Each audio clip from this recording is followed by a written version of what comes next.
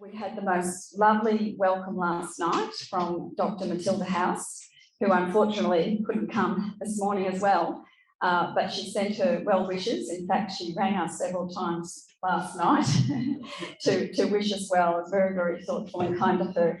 And we always feel so supported by the traditional owners, Ngambri and the Ngunnawal people, or Ngunnawal, as some of the linguists are moving to in the proper pronunciation.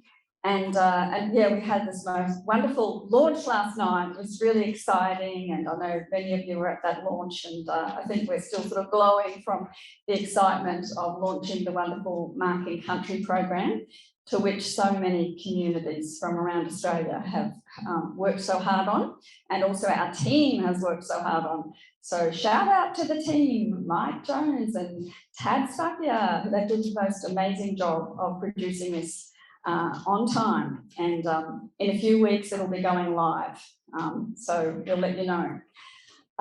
So yeah, this symposium is part of the Laureate program. It's been going for 5 years, and thank you to the ARC and Liam McKenzie, who's here today, because they've actually given us a 2-year extension on the Laureate, so we'll be able to finish some of the things that that we started. And of course, the Australian Research Council's program has been what's enabled us to employ some wonderfully talented postdoctoral people, such as Dr. Ben Silverstein, who's about to speak to you, and also Laura Rademacher, who's here, and she'll be speaking today, and of course Mike Jones, who I mentioned before, and Amy Way, who unfortunately could not be here today as she's lying in a hospital bed after surgery, but she has made a lovely message, so she will be participating, and perhaps she's on Zoom. She said she was going to try to get on the Zoom too.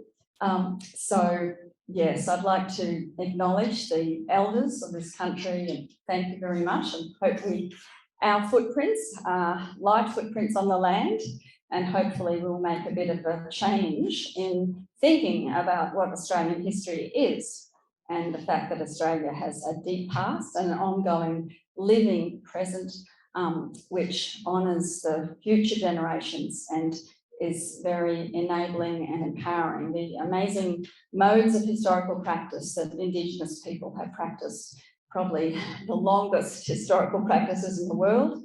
We hope we make a little bit of change in acknowledging those and understanding how that might change the practice of history, both nationally and globally. So thank you very much for being part of all this. We hope you enjoy the day, and over to Dr. Silverstein.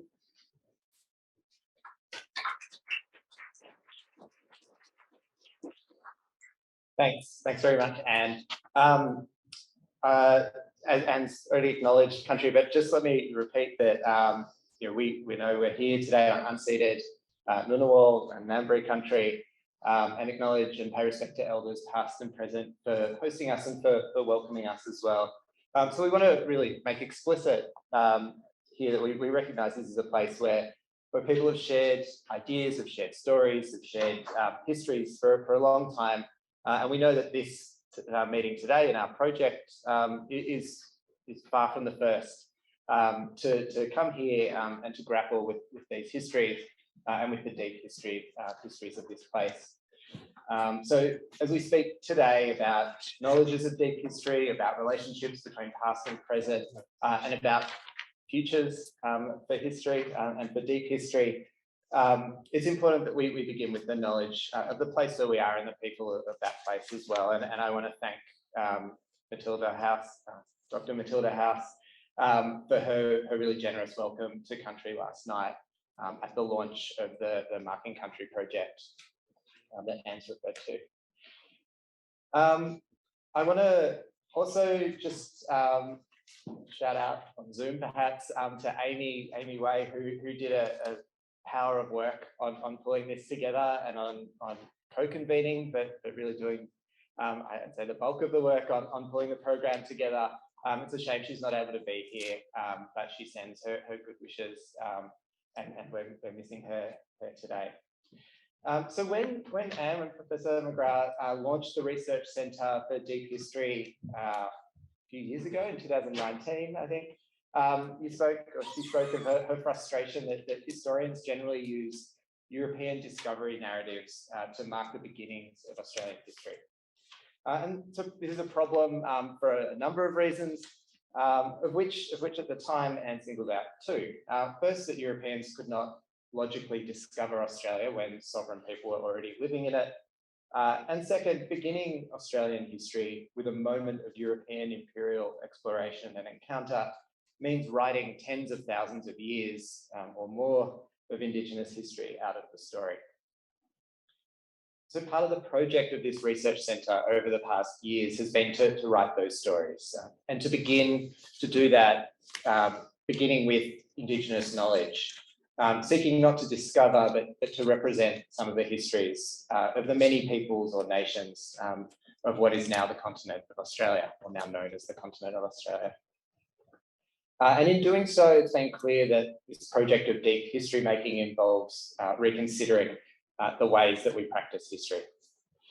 So in introducing the Marking Country Mapping project on the soon to be released website, and in the trailer that you saw, or many of you saw last night, Jackie Huggins reflected on the fact that deep history means more than just an expanded timeline. And by representing histories that engage with country, with First Peoples cultures of presence, and with the duration of First Peoples presence, we find that the terms and the timelines of Western historiography seem to grasp fruitlessly at the meaning of deep time in this place and at other places around the continent. So we hope that today gives us an opportunity to engage with some of these questions, to reflect on the past almost 5 years of research under Professor McGrath's Laureate Project, and to consider how the kinds of histories that we've explored and we're continuing to explore have pushed at historical methods, and how deep histories in Australia might reconfigure space and time by drawing new connections and presenting future research possibilities. So are we ready for the first panel? I think Ben was right in saying we're running too early now.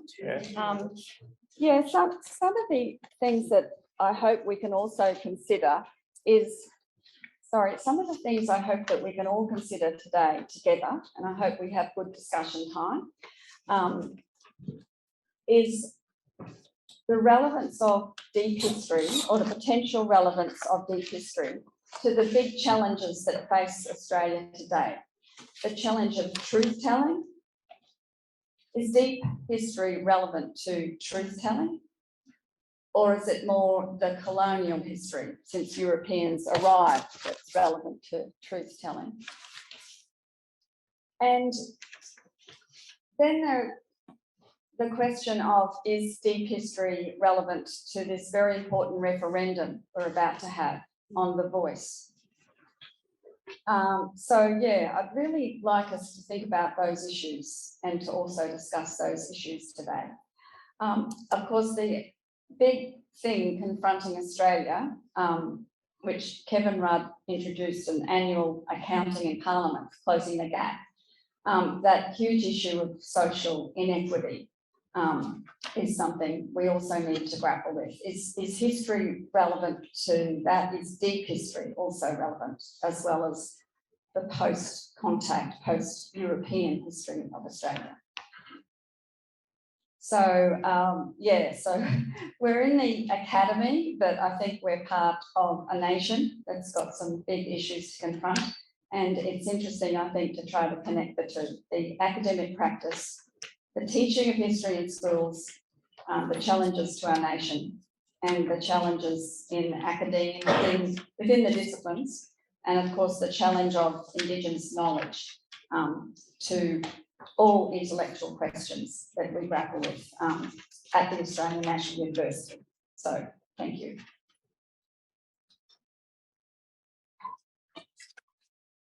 Thanks, Anne. So we might get started with that first panel, and I'll just introduce, wanted to introduce Professor Peter Yu, who will be chairing that panel. Peter is the current and inaugural Vice President First Nations at this university, at the ANU. He's a Yawuru man from Broome with over 40 years experience in Indigenous development and advocacy in the Kimberley and at the state, national and the international level.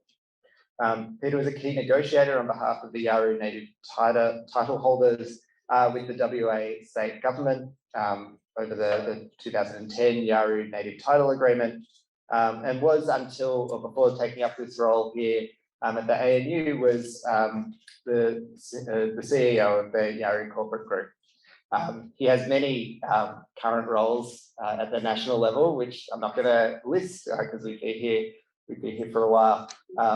But it's a welcome, Peter, and ask you to come up to chair that first session titled Marking Country, Deep History and Truth Telling in Australia. Thank you, Ben. Hi, everybody. I might ask those panelists if they wouldn't mind coming and joining me here. It's a bit lonely sitting down by myself. Fred Cotto Conway was speaking. Okay, great. What I'm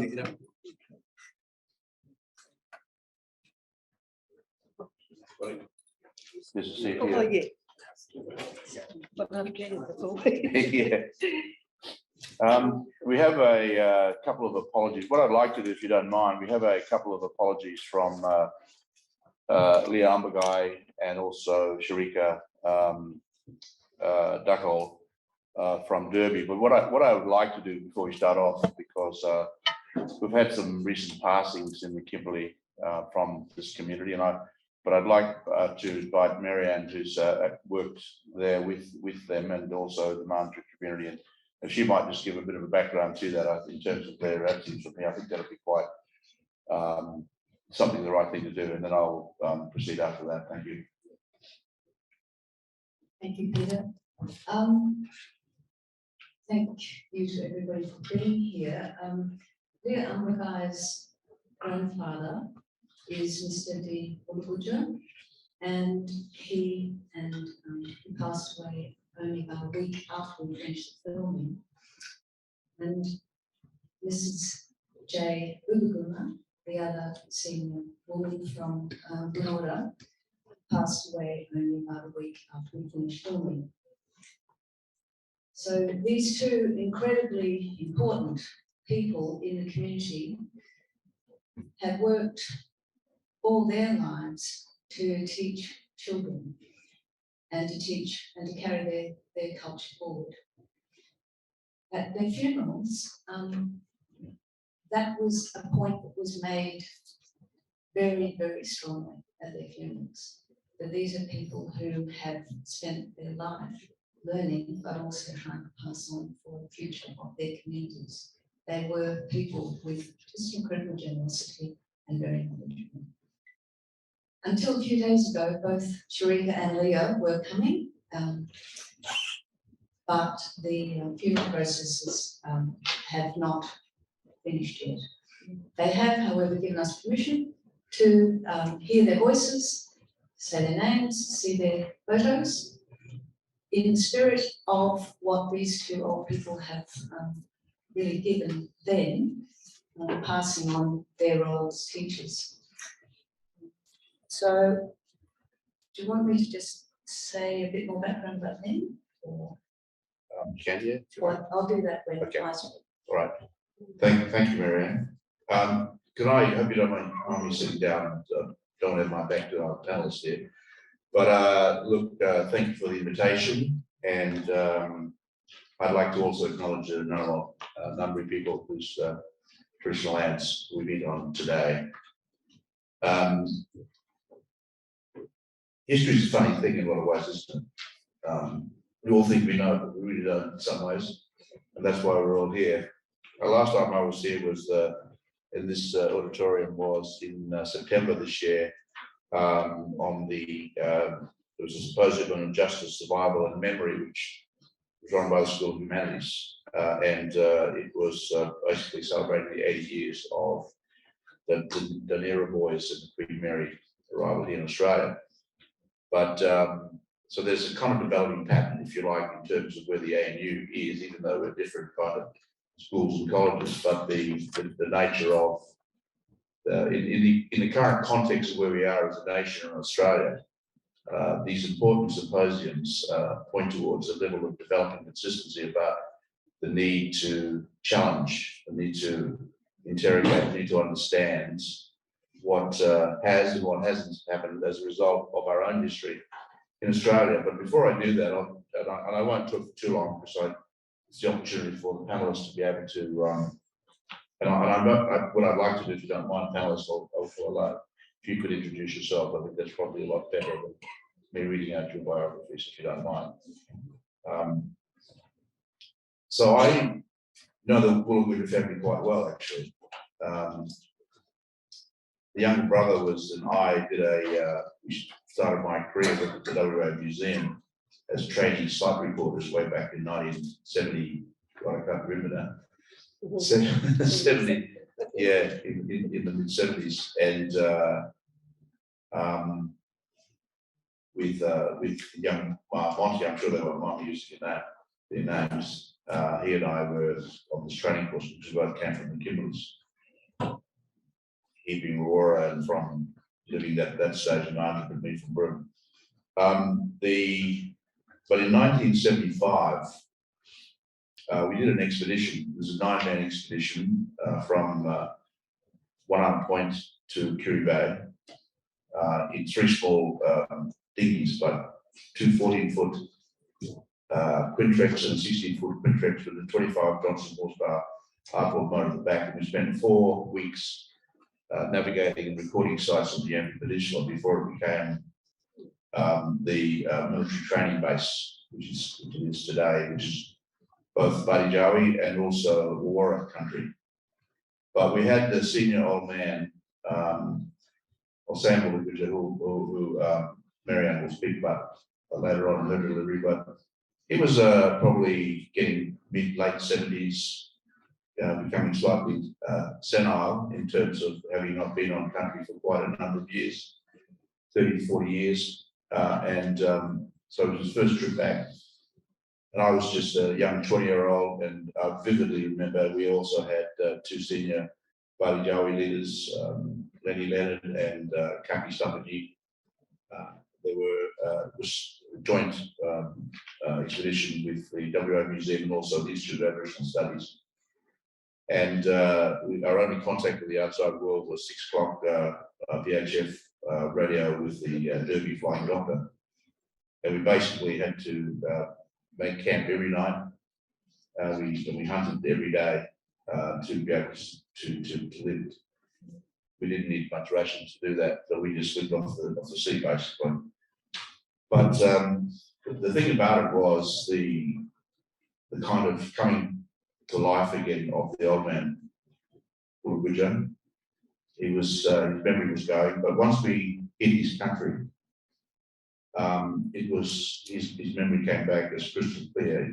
Every inch of waterway, of rocky outcrops, of the tides, because probably knows it's a pretty dangerous place to actually navigate in terms of the whirlpools, in terms of, you've all heard about the now popular tourist destinations for what they call the horizontal waterfall.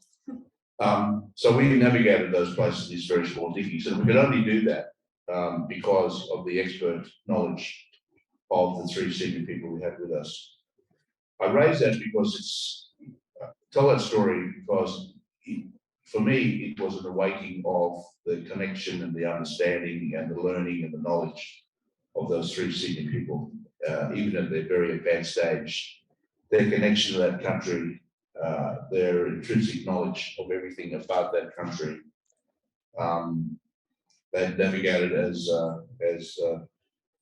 young people growing up, as young adults, and then as mature people, but then having been dislocated because of the war. And then coming back some years later on and then reconnecting with that country.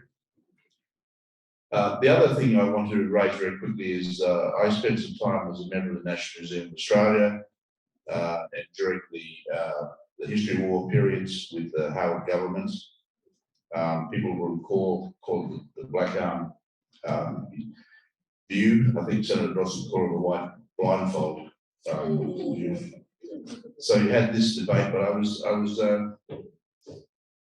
I was on the museum council, and that's council, and we were appointed after after John Howard's defeat at that election, and there was an incident because there was the painting by Queenie Mackenzie, famous Gidja artist, on the massacre at Mistake Creek, and the previous council had refused to induct it into the museum's national collection on the basis of challenging the veracity of the story and the historical legacy. As an all national institution at that time was populated by those particular kind of thinking people sympathetic to the view that the then Prime Minister Howard was espousing. And Queen Mackenzie was a mentor of mine in my early days with the Land Council. I used to camp in her backyard sometimes. And so it was a great pleasure that I had the opportunity to move the motion to induct it into the national collection.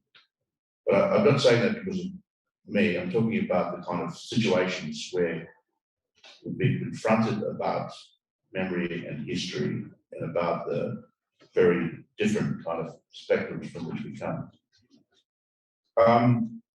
So I think in this discussion, I'm hearing from the panelists now, for me, the issue is the kind of contextualization and relevancy of what we are doing as it relates to where we are in this point of time in history and the opportunity that presents itself with the voice, with the question of Makarrata Commission, truth-telling, and the issue of negotiating treaty.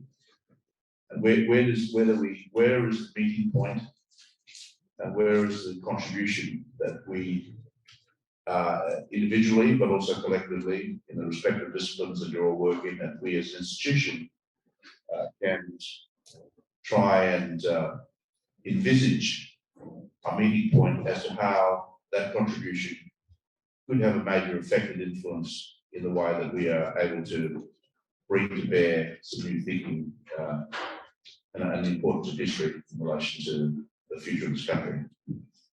But without further ado, I would like to welcome all of our panelists, and I would like to just, if I might, invite Jackie as our first speaker. Thank you. Thanks very much, Peter. Good to see you again, mate. Only saw you last week. Referendum meeting, which we're both on the working group and looking at, trying to make headway in terms of seeing another successful referendum, because we will lose if we don't get this through. A little bit of that possibly later. Some of you who may not know me, was here yesterday. It was a great session, a couple of sessions. And I'm here with I'm very proud to be here with my senior custodian of country and law, Fred Conway. My grandmother was Rose Conway, and from the Bidjara Nation, and my mother, Rita Huggins, and Leslie. So I come from a very long and proud line of matriarchs. Our country is Carnarvon Gorge in central Queensland. I'm sure we'll talk about that place. So very near and so very dear to us. I've been taking very regular trips out there, and we're going out again next week. Uncle Fred has some ceremonial business to do in terms of a smoking ceremony for a young man who had died in the bushfire that destroyed some of our sacred sites in Lockhart a couple of years ago. Enough of that. We will talk about that definitely. But I guess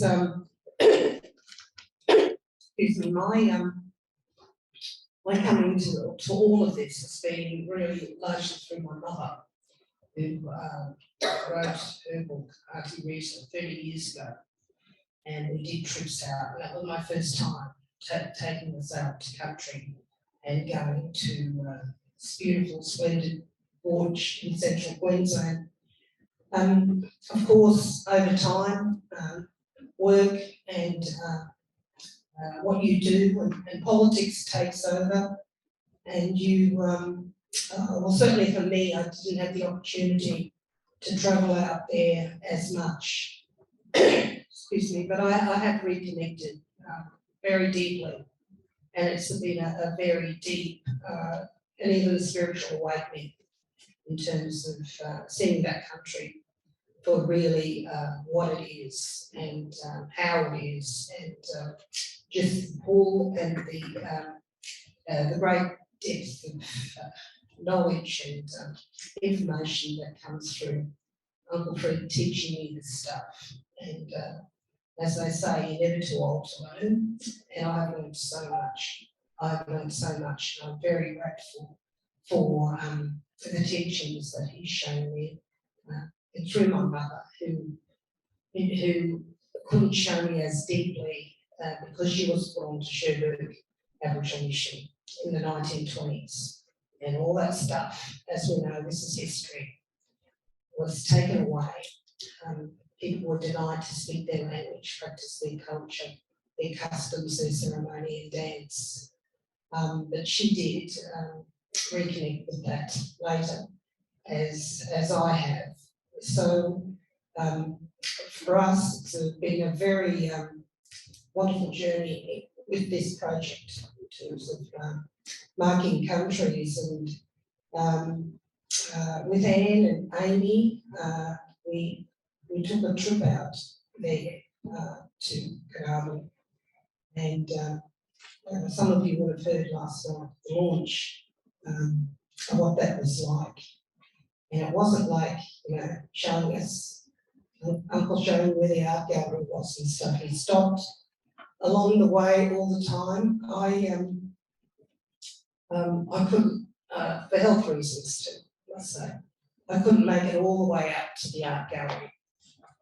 But and my uncle has just recovered from cancer himself, yet he did it, and people thought he would never do this, but he was driven in terms of taking Anne and Amy to show them everywhere he stopped were the markings in the land, on the rocks, on the plants, showed them every plant, what they were used for medicinal purposes and so forth, as he has shown me. He showed me many times. He showed me these places and their sacredness to us, and where people had camped and where people had birthing rights, etc., etc. So it's just been a wonderful journey for me after having all the heavy, politics of issues around reconciliation, around stolen generation, around research and writing as well. When it gets so full with this stuff, you can't sometimes think. But every year now, or twice a year, I do return to my country. It's about a 9-hour drive from Brisbane. I don't do the drive, by the way. I take the plane to Roma, and then we drive up to the gorge, which is about 3 to 4 hours. Beautiful country. Some of you may have been there. But I think it's kind of, they always say that personal is political, and for me, it's been very much like that in terms of the culture that and the places I've seen with my uncle, and the way he's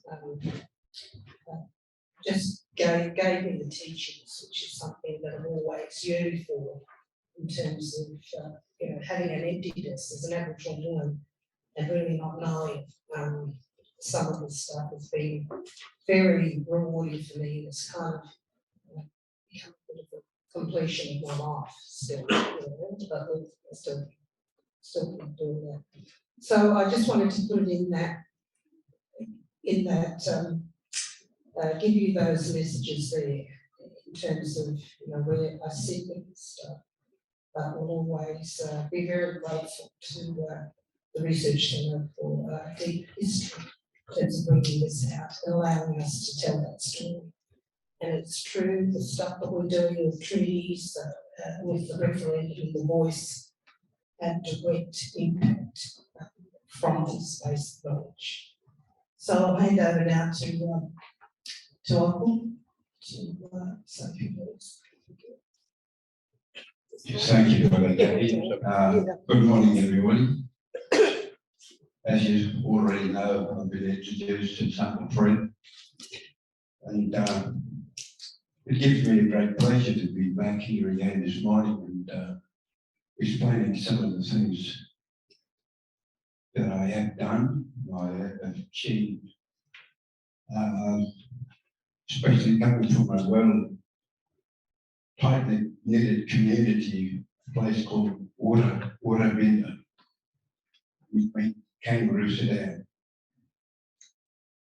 out in the Central Islands.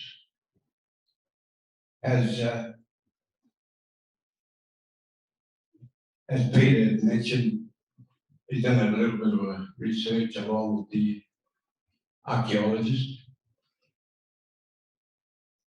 I didn't know what that word meant until it came my way.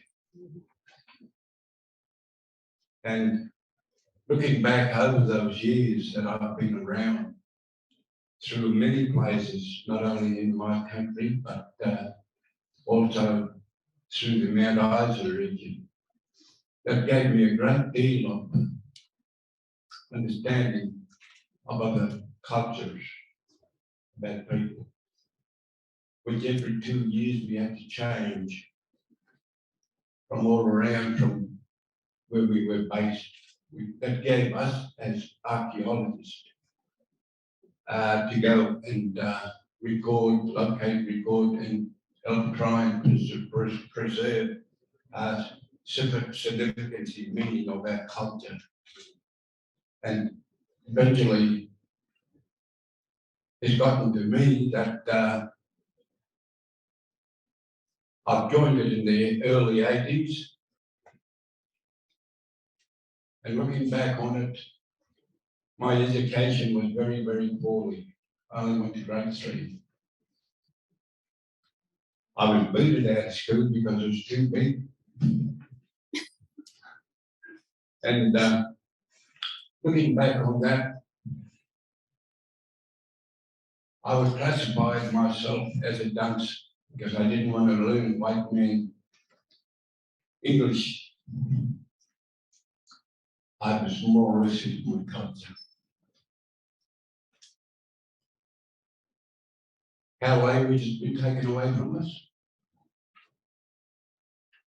I weren't allowed to sit next to a white man and touch him like that. Weren't allowed to go and kiss a white woman like that because we 2 years, 3 years. Touching my own people like so, they get their hair cut, shaven. We get ours 2 to 3 weeks in prison. This was saying that.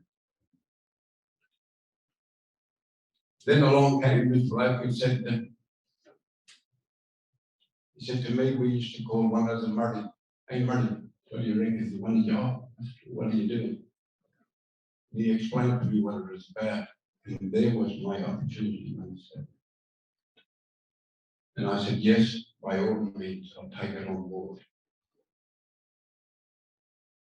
I can't read and write properly, but up here and here are the 2 most important things in our lives. This tells us completely about our lives, our eyes. It tells us about our mind. What we see, we like. You blinded by yourself, you wouldn't have a clue what you like.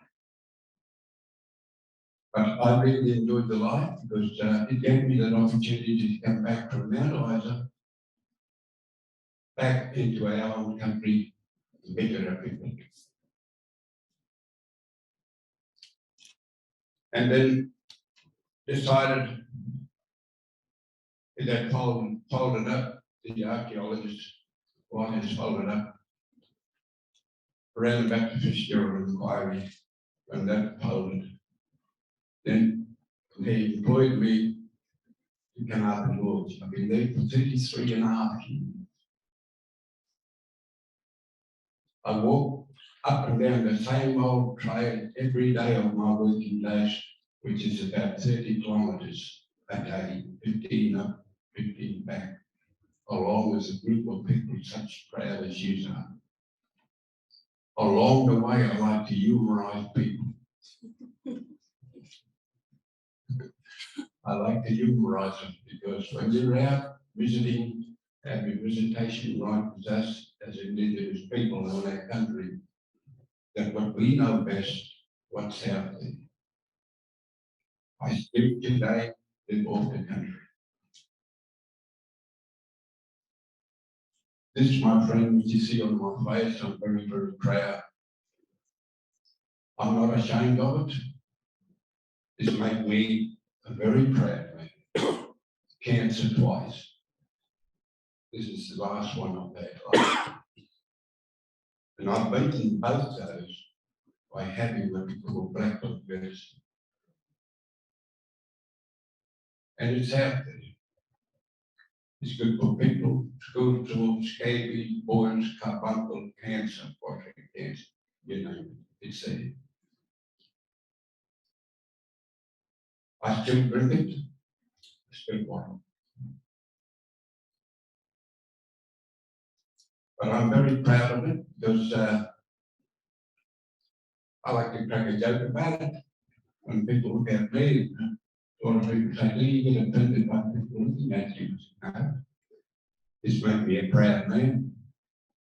Because when I was growing up a young boy, no girls used to look at me. But now, they look at now, just to see me. Do get some blokes there. Those sort of humorising things that I like to communicate with my visitors when they're with the gorge. Give them a taste of this, give them a taste of that. The doctors used to say, Aboriginal people only live to the age of 45, maybe 50, because varicose vein, too much sweetness, too much salt, hogwash. We've had all those things in this country long before white men come in. Rich Hand, Jackie, whoever walked with me, they know about it. And I like to humorise people when I'm along the way. I give them a taste of this berry, that berry, and shove one down my mouth. I say, you try it. When he tries it, I'll say, right on, give me a look. I'll look at my watch. I said, don't work on it, black ones only weapons. I love it. I love doing it. But it's surprisingly and marvellous what is out there. So, yesterday we had a nice little circle of gathering yesterday.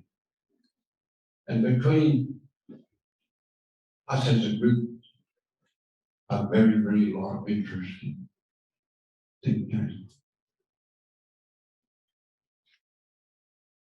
For one to me that I've explained yesterday to a beautiful young girl, I bet she liked that when she said, I said, girl, the beautiful lady, where did she come in life? But that the Milky Way, we all as Indigenous people have a story about these things, and these things have been passed down accordingly. The number of years, what the archaeologists say and state, thousands of years. Here we are in the millennium life cycle today, and we still got it. That Milky Way is Seven Sisters. People think the stars is out in downtown. No, it's not. You can't see it because of the light, but you go down the shaft for gold mine. I mentioned that yesterday, and then like, what are you doing in the bloody shaft? But you could go down the shaft, you could see the stars, you could see them now. They're out. We as Indigenous from all walks of this earth, beautiful earth of ours, that we have a great story by our ancestors that have passed down through generation. As Peter had mentioned, as Peter had mentioned, the dearly lovable gentleman had passed away the last couple of days. How proud they have been before their passing to make it an effort to get down here to explain what is out there that they lived and survived through those thousands of years that we passed down of their culture history right through to today. No doubt I'm still going to pass one down, and I'm quite sure that we're all here will do the same thing. I've got a lot to do. I've got 69 grandkids, 23 great-grandchildren, 28 grandchildren. Boy, they're still coming. But, yes. But I'm enjoying life, and I said to the good Lord up above, give me to 103. A lot of people say, why? I want to beat Don Bradley, bloody mother. Thank you. Okay, I'll pass it over, and I can talk all day. Mike? Yeah, Mike. Okay, I'll pass this mic to Mike. Thank you.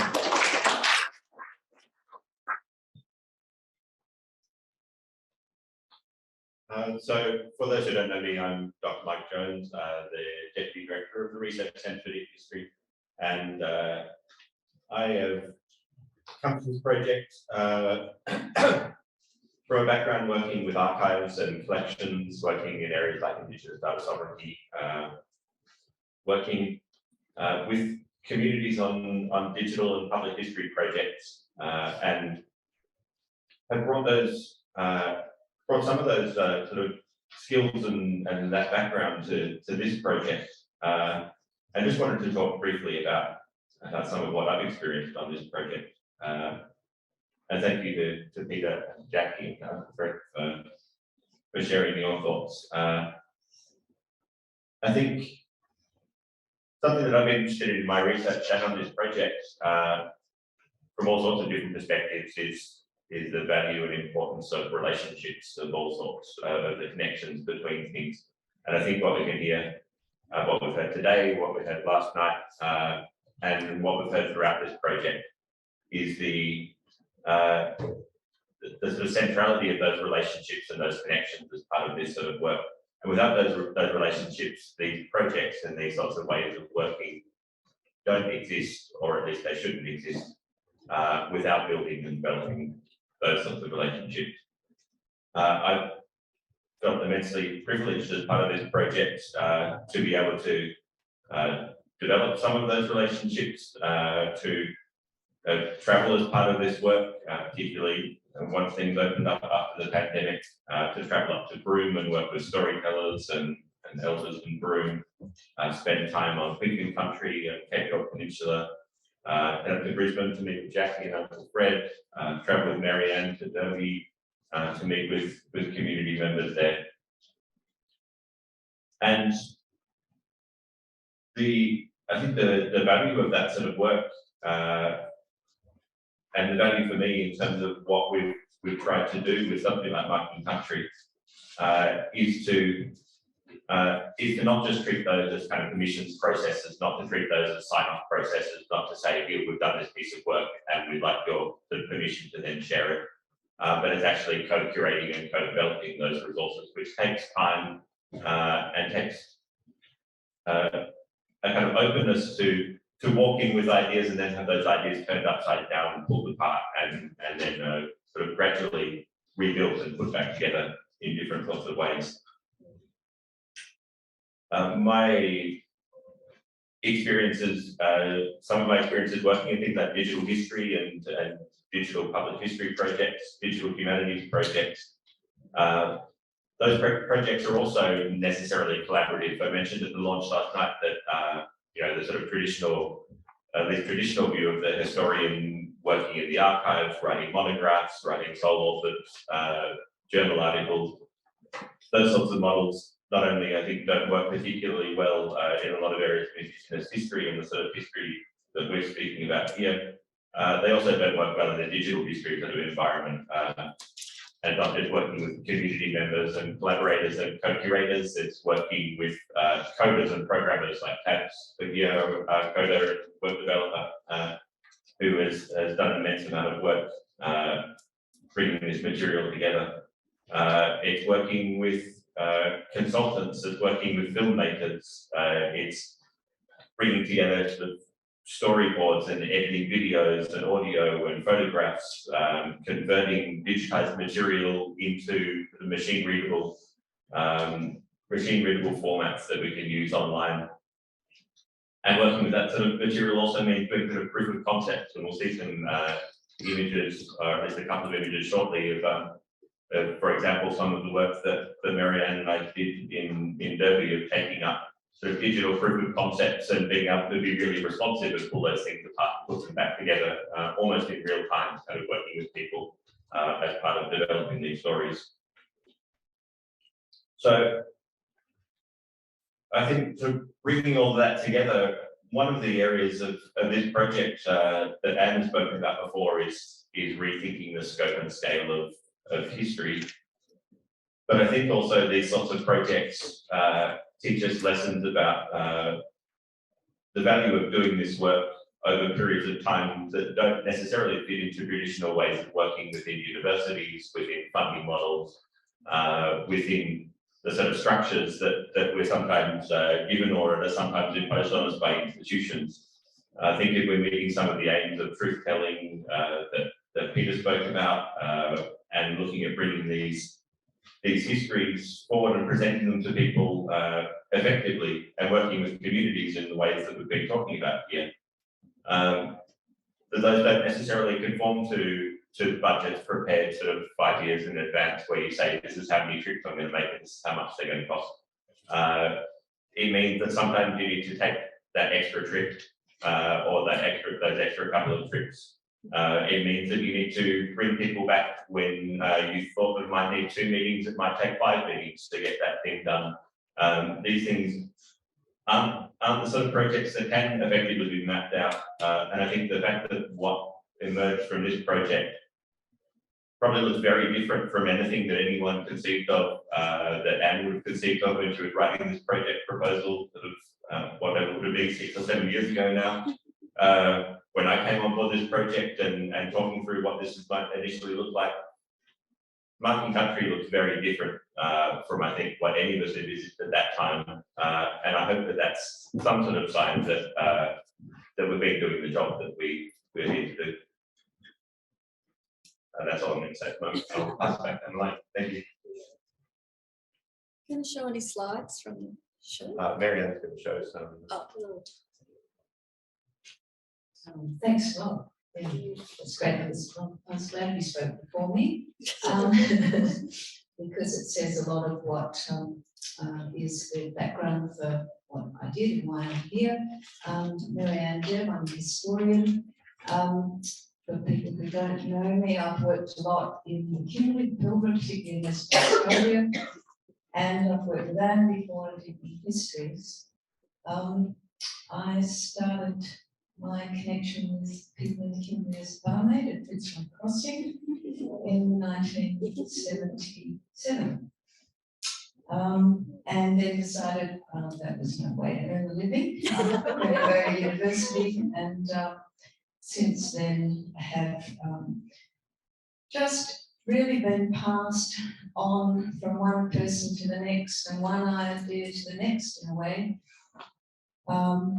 with different projects and different connections and different relationships developing over a long period of time, including with Peter and the Land Council and other people in the room. So we're going to show a segment of the trailer that will show you the Wurora and Larinian project work that I did with the Wurora and Larinian who are at Basic Knowledge Community. The reason we're going to show that, some of you will have seen it last night, but the Leah and Sharika are here, and I particularly wanted them to be able to speak, not me, and because my role with them and with their community is always trying to facilitate and bring my skills to whatever project we're creating in a way that doesn't stand in front of people or block out people's voices. Increasingly, I've been working in film and sound, and that's been such a satisfying process to bring voice and sound into to history, because these are histories too. So I'll just read a formal reading. So I'll just speak for a couple more minutes and then we'll play that piece. So Leah Umbagai is a Wurora woman from the saltwater countries of Dee Why, Arpalangi and Larinian, and part of the Wandjina culture. She works with community elders to develop resources for her community to ensure language, songs and cultural knowledge continue to expand and are practiced by younger generations. She has been developing the storage and archival collections of her community to repatriate and utilise legacy materials held in national and international collections. She is author of Jiganari Waya Bush Art Camp 2005 and has several exhibitions of her artwork. She is a language advisor and community researcher for this project, the Woodland Project. Sharika Duckole is a Larinian woman from Marana, Ranges and River Country and part of the Wandjina culture. She's a board member of William Aboriginal Corporation. She was an Encounter Fellow with the National Museum of Australia and co-curated permanent exhibits at Mawinjum Museum, the Art and Culture Centre in Derby. She's a cultural translator for the Trade Routes ARC project, and she's been community researcher and language advisor on this project. Both these women are members of successful native title claims to their countries. Both are strong young women based on the community. I mentioned that. They both wanted to be here but couldn't. And they probably aren't zooming in today because it was 6:30 in the morning in Derby. But it's not just the 6:30 in the morning for them. It's 6:30 and they are central community members. And this is something that, you know, they are so significant in their communities. And so this is something that we all, as academics, as researchers, have to keep in mind, and that this project has allowed us to really extend that, visit, and to try and support people to contribute in a way that they should be contributing. So at 6:30 in the morning, Leah and Sharika are wrangling children, grandchildren, nannies. And Leah has 7 foster daughters that she looks after. 7 foster daughters. She's single-handedly going to be bringing up the future generation of Wurora people. So, very briefly, just one more point, I think. The collaboration really began when we were doing a community handover of the Mawinjum exhibits, and I was co-curating the permanent exhibitions at Norwich. And Mr. Woolagudja said to me, "You haven't finished." And he's been saying that now for about 30 years, and he's not the only one saying that. Every time we finish something, book, exhibit, song, film, one of the elders says, "All right, now what next?" Because they are never satisfied, because the story never finishes. The project never finishes. And we finished doing these exhibits, and he said to me, "We've left out Wudu. There's nothing in there on Wudu. Wudu, the smoking ceremony for babies."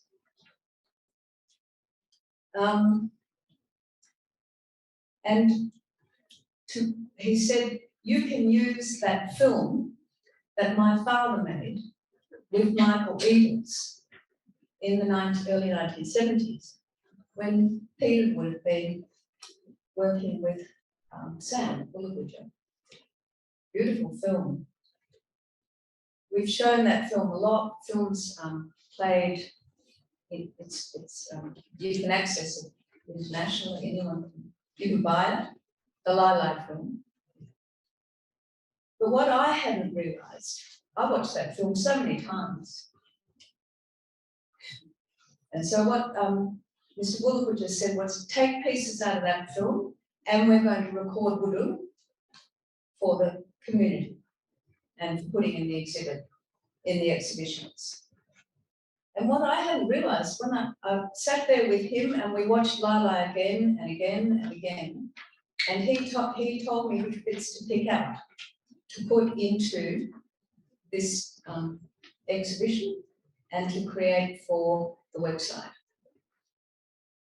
The whole film is about Wudu, because Wudu is the history. Wudu is the way that Ngamarawi, the Wandjina painting, that is the central lawgiver for his country, Wudu is how that is embedded in children.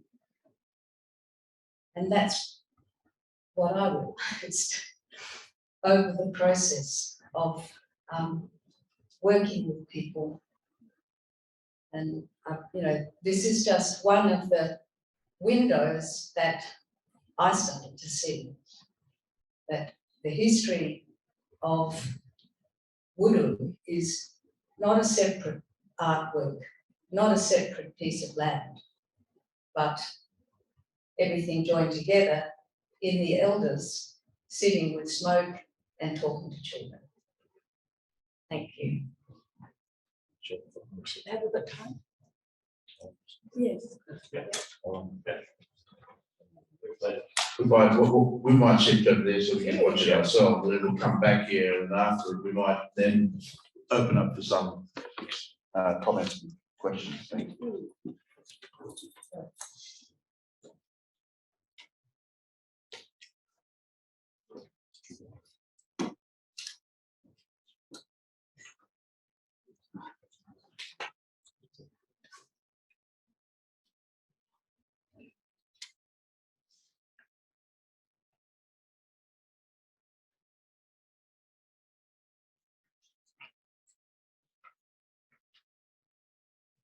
Wudu and the country itself and the next generation will do the same.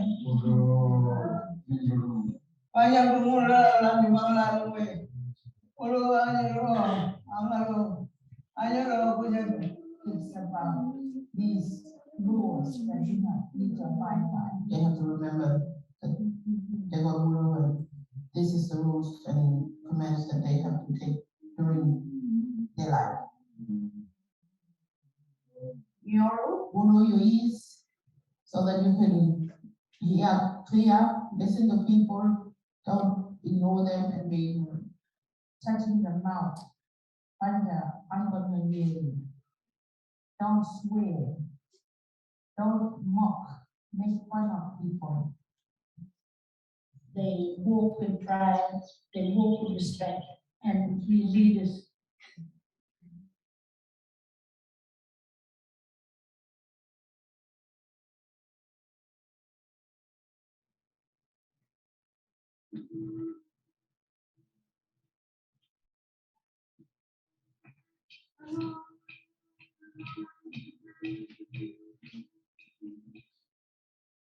This painting that I've done is part of a Urdu project that we've done to the 3 tribes.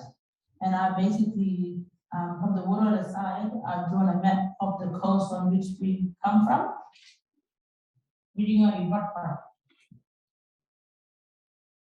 And this is the whole area of David Malari country. So water area. As you can see, this nominally is the total Wanyana for Aurora. And I've used different symbols to identify certain places of significance now, but there's a whole lot more that the story comes from and the one you have to belong to.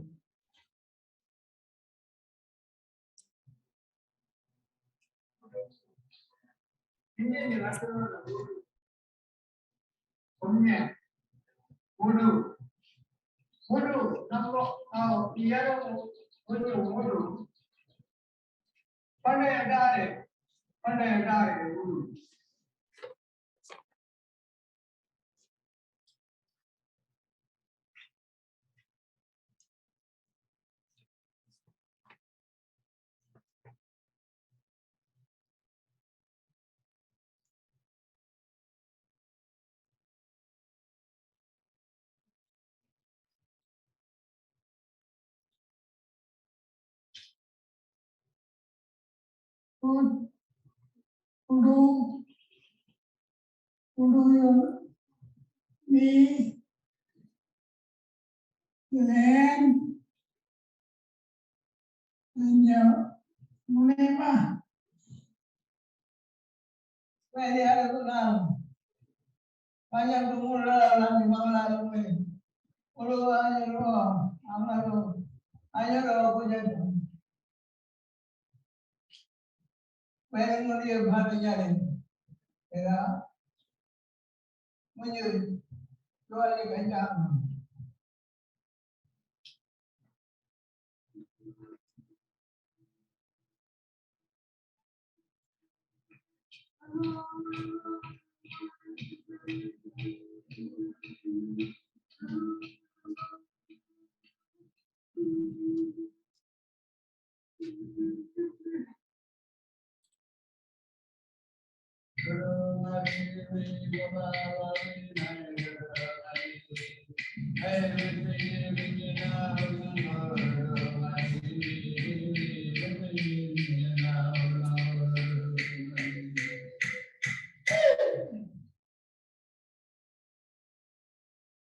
You make happy, we paint, make it fresh, really good. And then when you smoke, after you smoke and walk away, you can hear the sound.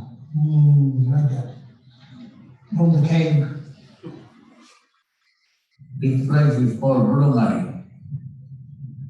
Rudungari means just go round and round.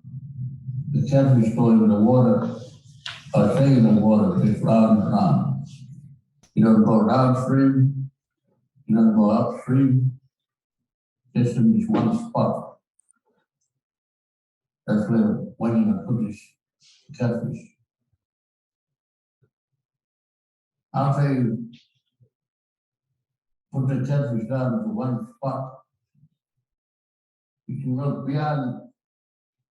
While on top of the hill, you see white rock standing up, where you sit that rock on top. That we call the Jarala. And Jarala is a sign where you put a catfish here in this water.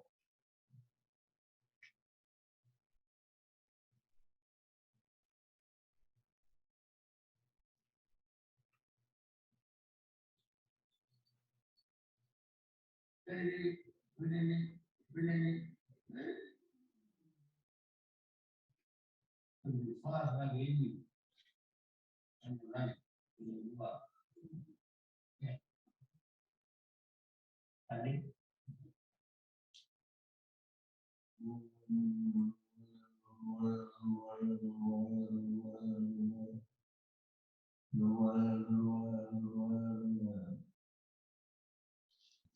When you watch clips like that, even as small as it is, I think you fully appreciate the kind of the essence of what we're engaged in discussing today, what the project's about. Kind of reminds me somewhat about, well, certainly for me at least anyway, the lyrics to the Saltwater Cowboy song by Stephen Pickering, when he says, and I always think of John Howard, stand back, you shallow water man, let a deep sea dive through.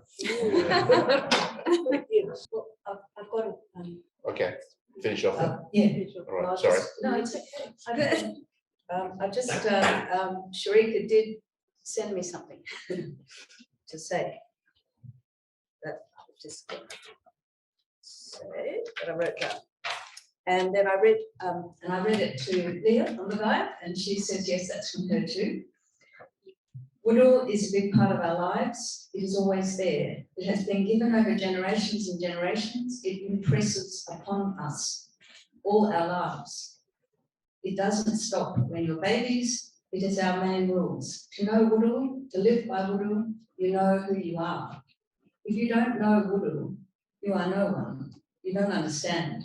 You don't have rules and boundaries. Woodall binds you to your way of living.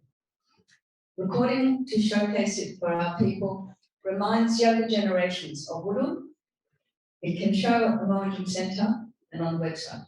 Thank you to the project, Marianne, Mike, and Anne, and the ANU team. It is a time like a breaking point when we need these recordings to hold our knowledge as a reminder. So I think Thanks, Marianne. I'm going to take a lead from what you said in your presentation about the people you work with and others, where they say, well, we're not finished yet. We still have more stories to tell. And this is to the panel members here, if they want to be able to respond to this, but I guess you'll probably find that wherever you'll be working in Aboriginal community, no matter where you are, because there's so many stories to tell. But there's a context of why people want to tell those stories, not just in terms of the nature of succession interest and the recording of it, but I guess how it's connected to the wider story of what the accessibility and the understanding and the continuing unresolved issues as a country, as a nation, as a community. How do we tell these stories in a way that becomes part of the national engagement and national psyche about the question of this deep history? How do we measure that up, and what do we need to think about doing, and where this leads or potentially contributes to or ends up?